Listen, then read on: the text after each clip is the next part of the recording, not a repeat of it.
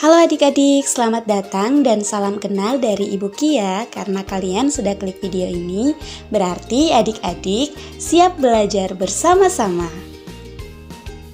Adapun materi pembelajaran kita hari ini tentang keseimbangan ekosistem, kelas 6 sekolah dasar.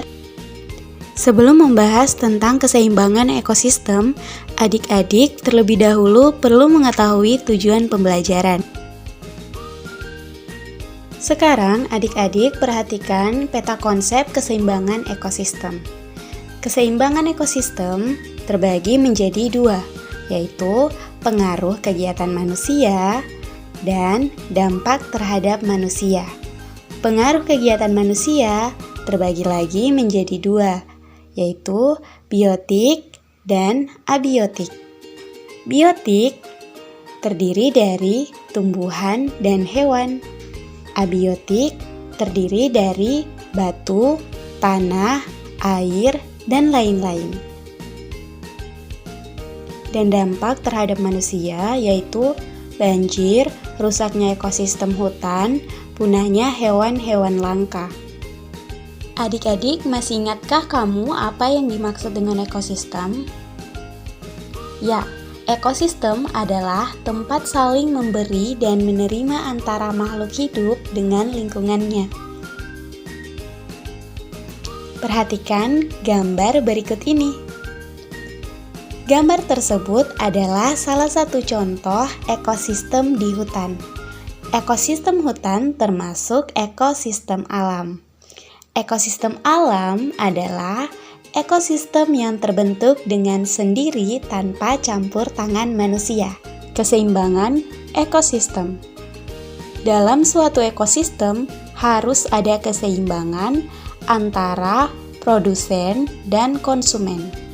Kehidupan dapat tetap berlangsung jika jumlah produsen lebih besar dari konsumen tingkat 1.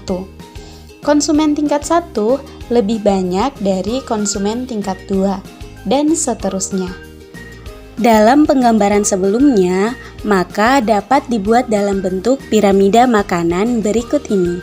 Piramida makanan adalah gambaran yang menunjukkan perbandingan jumlah produsen dengan konsumen. Adik-adik, tahukah kalian kegiatan manusia yang dapat merusak ekosistem? Ya, penebangan hutan secara liar.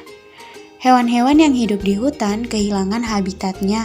Selain itu, daerah resapan air jadi berkurang. Akibatnya, di musim hujan dapat terjadi banjir dan tanah longsor. Selain penebangan hutan secara liar, masih banyak kegiatan manusia yang merusak ekosistem. Misalnya, membuang sampah dan limbah industri di sungai. Juga pemakaian pestisida dalam pertanian.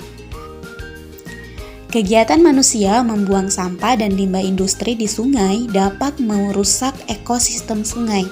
Makhluk hidup yang ada di sungai akan terhambat perkembangannya. Bahkan lama-kelamaan makhluk hidup tersebut akan mati. Jika salah satu makhluk hidup mati, keseimbangan ekosistem akan terganggu.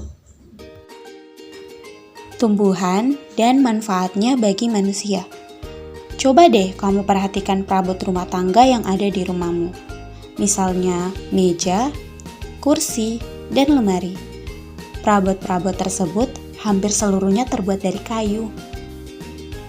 Pengolahan kayu menjadi perabot rumah tangga merupakan contoh pemanfaatan tumbuhan oleh manusia. Kayu adalah salah satu contoh hasil hutan yang dimanfaatkan manusia. Hewan dan manfaatnya bagi manusia. Hewan sangat bermanfaat bagi kehidupan manusia. Hewan ada yang dimanfaatkan daging, kulit, tulang, atau tenaganya. Manusia memanfaatkan daging hewan untuk dimakan. Beberapa kegiatan manusia dalam memanfaatkan hewan dapat mengganggu keseimbangan ekosistem. Misalnya, perburuan liar, banyak hewan diburu untuk kesenangan atau mencari keuntungan. Misalnya, ular diburu untuk diambil kulitnya. Kulit ular dimanfaatkan sebagai bahan baku pembuatan tas, sepatu, dan ikat pinggang. Nah, itulah pembahasan materi tentang keseimbangan ekosistem. Sampai jumpa di video-video selanjutnya adik-adik.